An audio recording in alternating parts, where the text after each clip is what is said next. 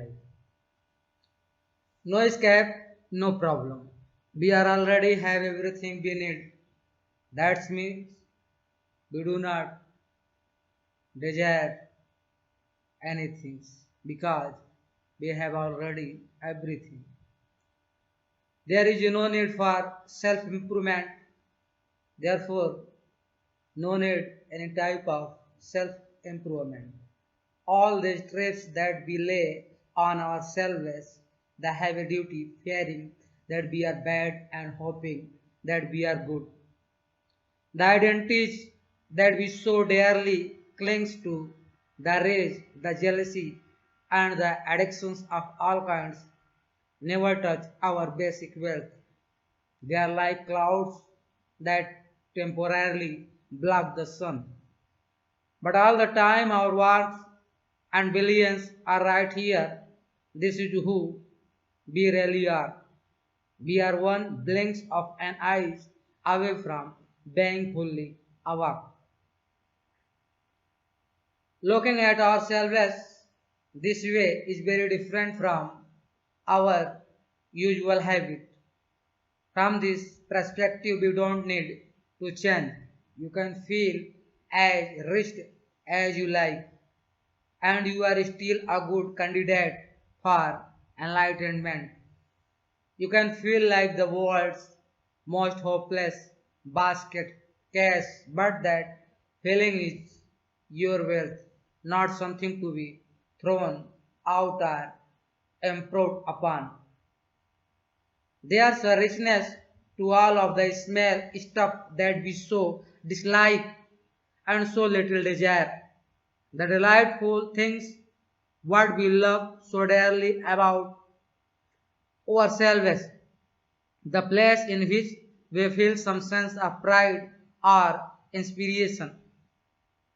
These also are our wealth. With the practice present in this book, you can start just where you are. You are feeling angry, poverty stricken, or depressed. The practice described here were designed for you because they will encourage you to use all the unwanted things in your life as the means for awakening compassion for yourself and others. This practice shows us how to accept ourselves, how to relate directly with suffering, how to stop running away from the painful aspects of our life. They show us how to work open heartedly with life just as it is. When we hear about compassion, it naturally brings up working with others, caring for others. The reason we are often not there for others, whether for our child or our mother or someone who is insulting us or someone who frightens us, is that we are not there for ourselves. There are whole part of ourselves that are so unwanted that whenever they begin to come up we run away because we escape. We keep missing being right here, being right on the dot. We keep missing the moment we are in. Yet if we can experience the moment we are in, we discover that it is unique, precious, and completely fresh. It never happened twice. One can appreciate and celebrate each moment. There's nothing more sacred, there's nothing more vast or absolute. In fact, there's nothing more.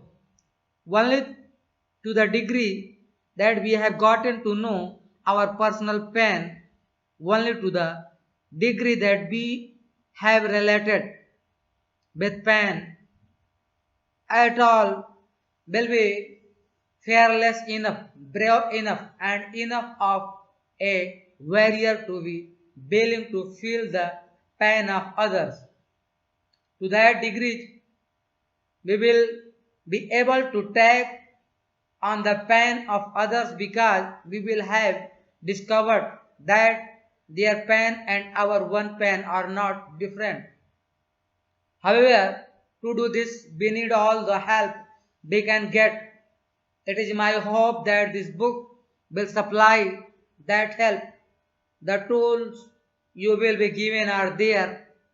Three very supportive practices. First, basic sitting meditations called Samasthana Vipassana meditation. Second, the practice of taking in and sending out called Tonglen. Third, the practice of working with slogan called the 7 point of mind's training or Lojong. All these practice awaken our trust that the wisdom and compassion that we need are already within us. They help us to know ourselves, our rough parts and our smooth parts, our passion, aggressions, ignorance and wisdom, the reason that people harm other people, the reason that the planet is polluted and people and animal are not doing so well. These days is that individual don't know or trust or love themselves enough.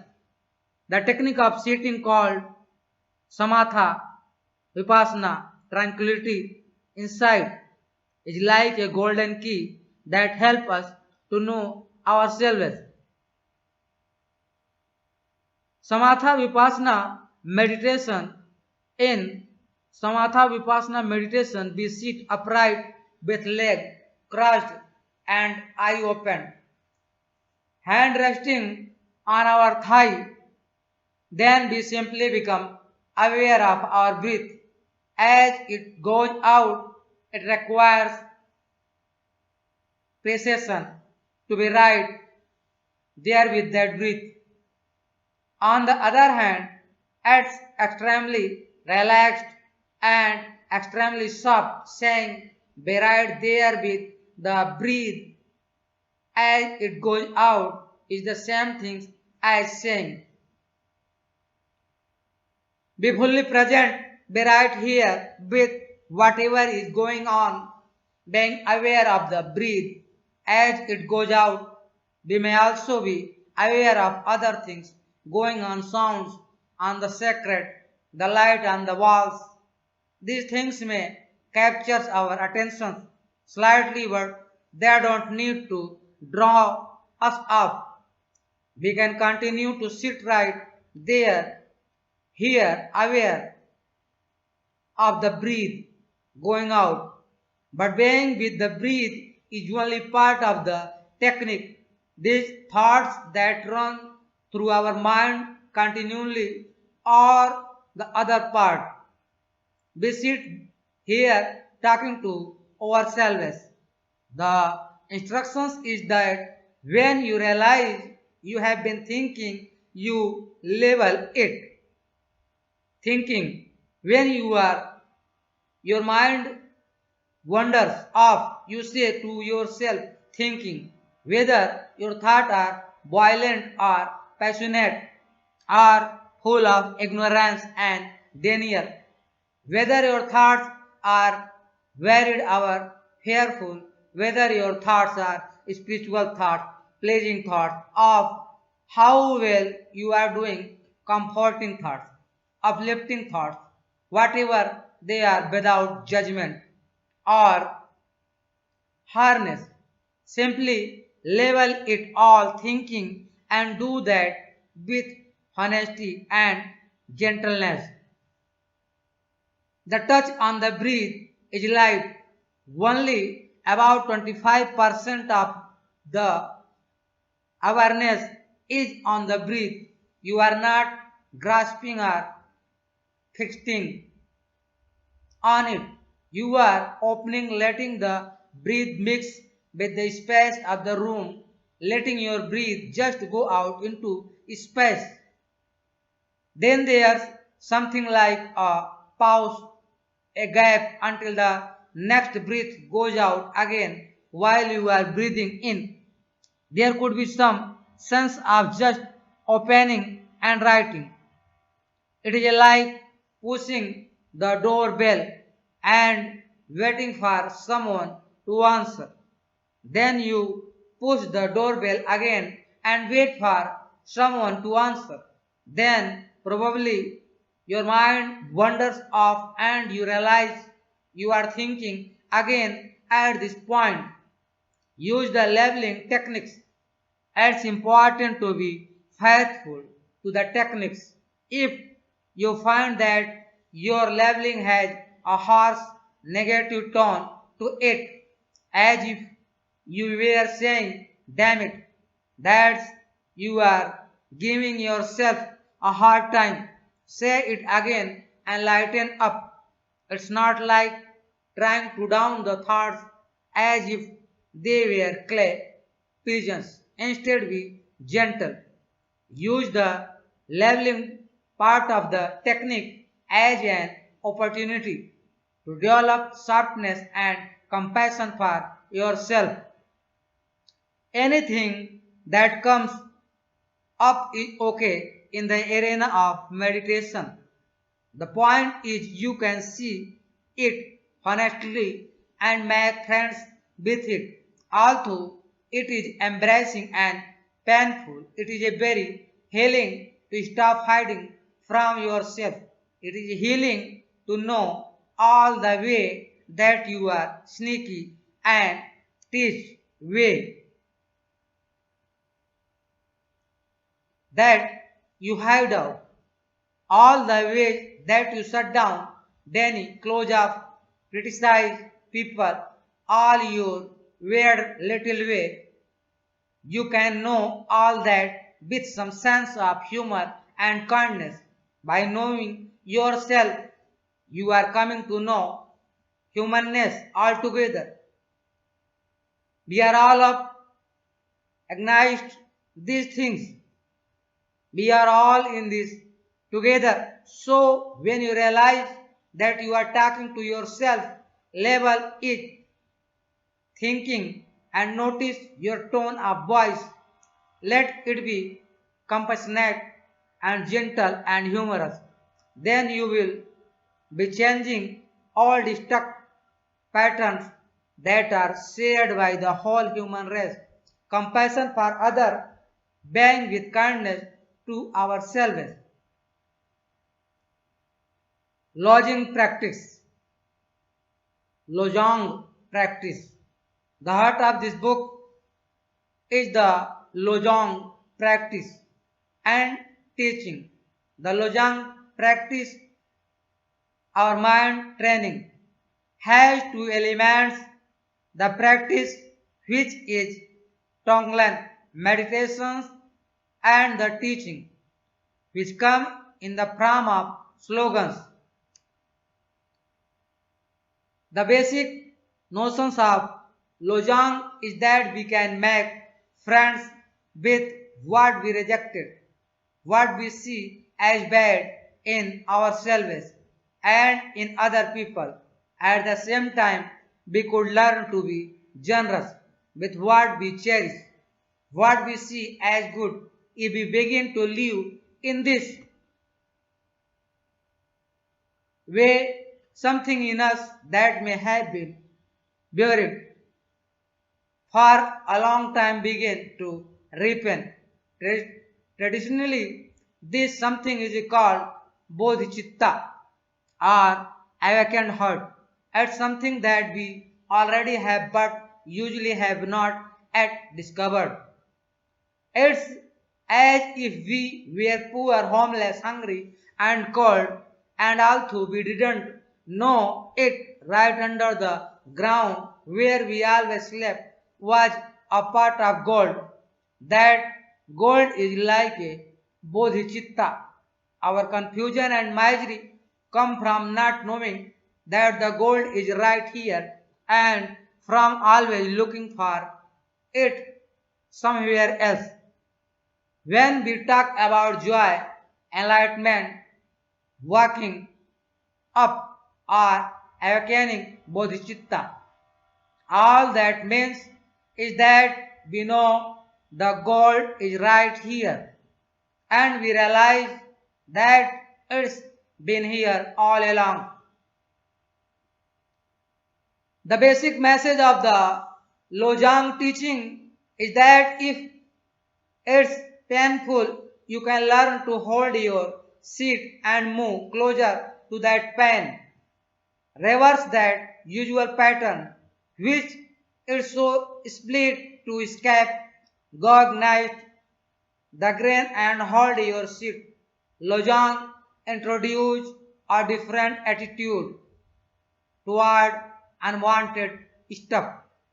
If it's painful, you become willing not just to endure it but also to let it awaken your heart and soften you. You learn to embrace it. If an experience is delightful or pleasant, usually we want to grab it and make it last.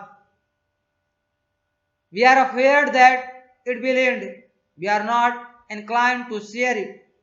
The Lojong teaching encourages us, if we enjoy what we are experiencing, to think of other people and wish for them to feel that, share the wealth, be generous with your joy, give away what you most want, be generous with your insight and delight instead of fearing that they are going to slip away and holding on to them, share them. Whether it's pain or pleasure, through Lojang practice, become to have a sense of letting our experience be as it is without trying to manipulate it, push it away, or grasp it. The pleasurable aspects of being human as well as the painful ones become the key to awakening bodhicitta. There is a saying that is the underlying principle of Tonglen and slogan practice: gain and victory to other, loss and defeat to myself. The Tibetan word for pride or arrogance, which is Nagagyal, is literally in English me victorious, me first, ego. That kind of me victorious attitude is the cause of all suffering.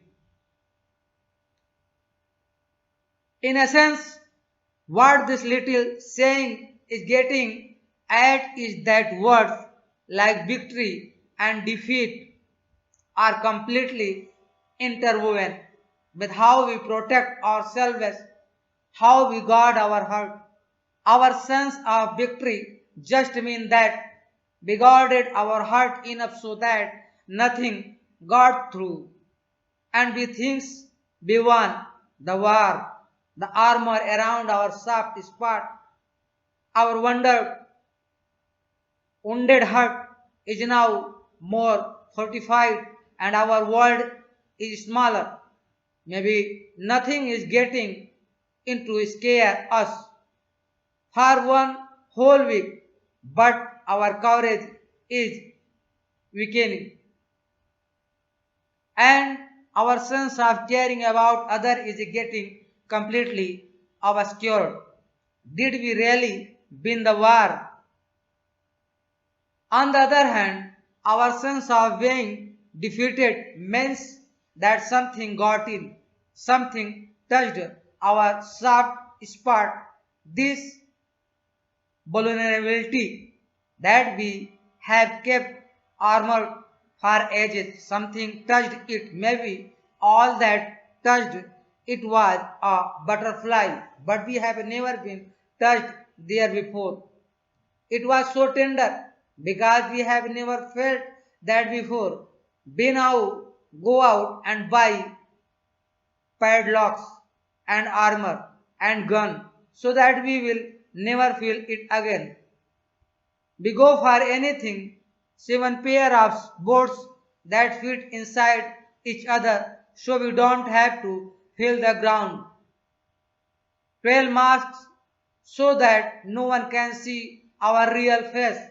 19 sets of armor so that nothing can touch our skin, let alone our heart. These words, defeat and victory, are so tied up with how we stay imprisoned.